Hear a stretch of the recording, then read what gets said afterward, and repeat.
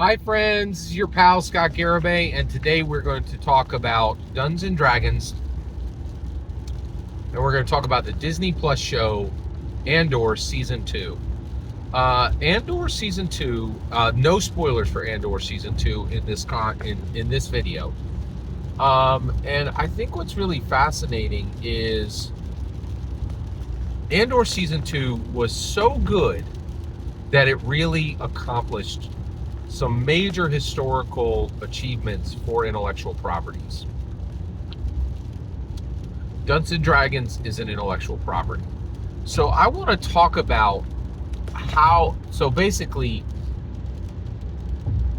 Andor Season 2 is Star Wars. So Disney Plus, Star Wars, Andor Season 2 is so good that it establishes a new level,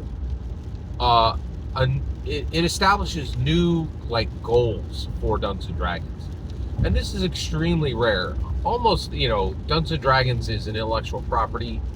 Almost nothing competes with Dungeons and Dragons, even as far as quality, as far as community engagement. Virtually nothing competes with Dungeons and Dragons, or is really even worthy to be talked about in the same vein. Certainly nothing in the video game space is even remotely close to Dungeons and Dragons. Some movies reach the level of Dungeons and Dragons, but not many, and a few shows, right? But I will say this, on multiple achievements, Star Wars Season 2 Andor surpasses Dungeons and Dragons with intellectual property achievements, and virtually nothing does that, right? So we need to talk about these two intellectual properties in tandem. All right, so let's do that. So first of all, in this video, what I'm going to talk about, I want to talk about what Andor did, and why it's so historically, and that's a good way of saying it. Dungeons and Dragons is historically important, right? It's historically important.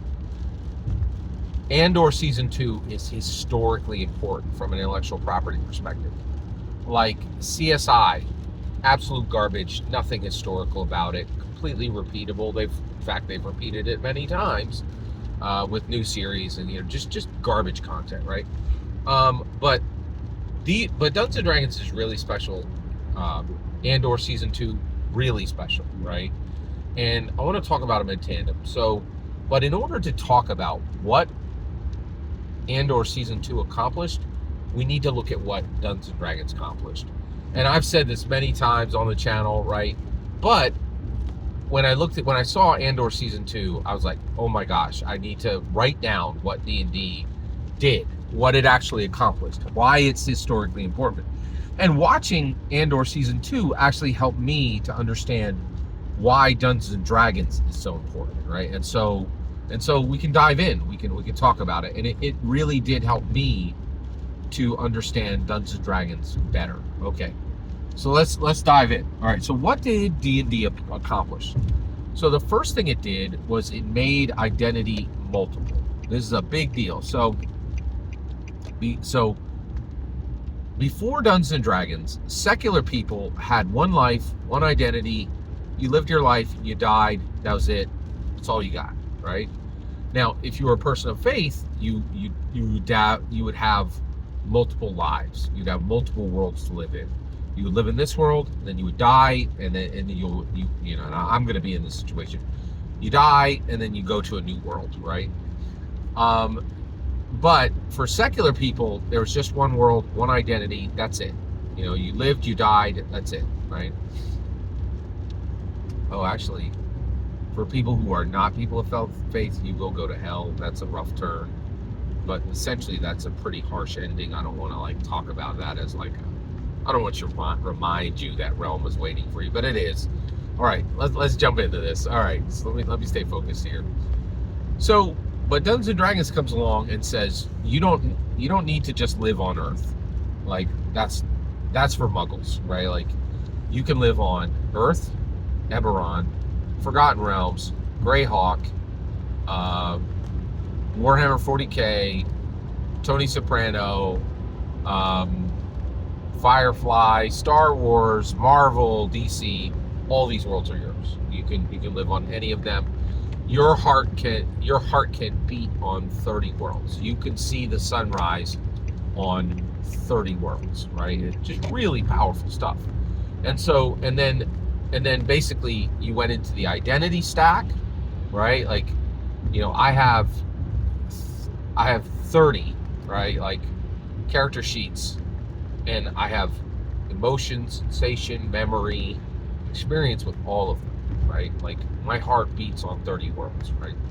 So you have the identity stack, and then also you have manifold sentience, right? Like, human beyond humanity, right? Like, it's a big deal, right? So identity multiplied, okay? Next, what did it do with narrative? And this is a new understanding. I've never had this language before, but Andor really forced me to look again at Dungeons & Dragons. What did Dungeons & Dragons do on narrative? And, I was like, oh, it made it more powerful before. It multiplied it. It's, you have multiples. No. Dungeons & Dragons made narrative hyper-personal. Narrative stories have always been incredibly important to human beings, right? We tell stories through song, we tell stories through books, we tell stories, we hand them down by oral tradition.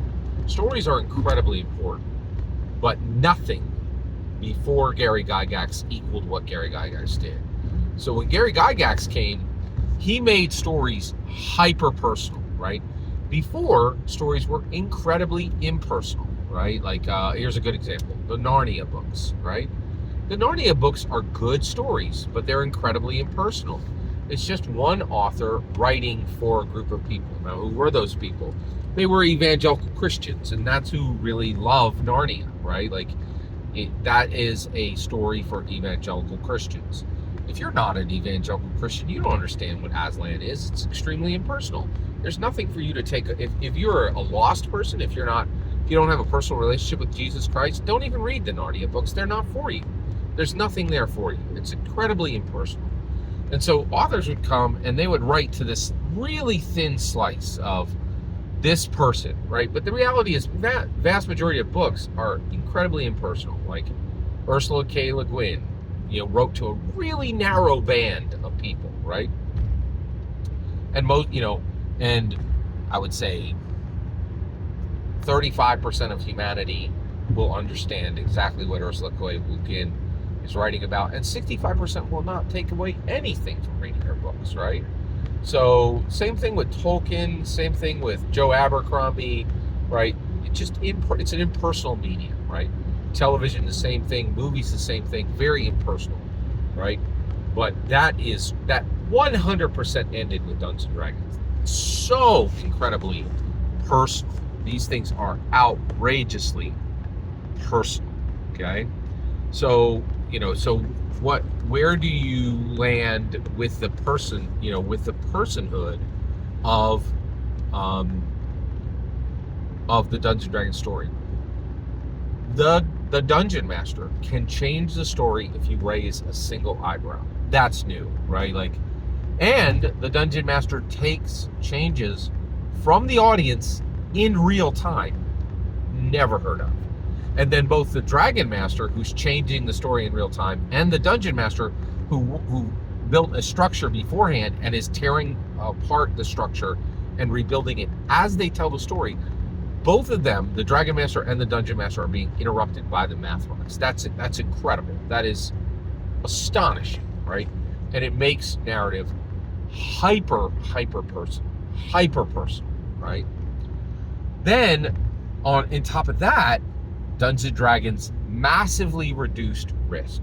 So it built a life modeling system, and it made asking questions, took all the risk out of asking questions, and it took all the risk out of adventuring and making epic choices. It took all the risk out of asking questions, and it took all the risk out of choices. And so you can model any choice you want in Dungeons & Dragons. Like, I would love to be in a bar fight. I've never been in a bar fight. Or I would love to smash a bottle on a bar and go to town on the dude that's next to me, But it's dangerous. It's outrageously dangerous. It could be harmful to them. It could be harmful to me. the risk on it is shockingly high, right? But I can get into a bar fight this weekend in Dungeons and Dragons, and no one's going to get hurt, right? It took the risk out of that choice, right? And it takes the risk out of questions. People don't realize this. People like this. One of the stupidest comment you will ever hear is that there are no stupid questions.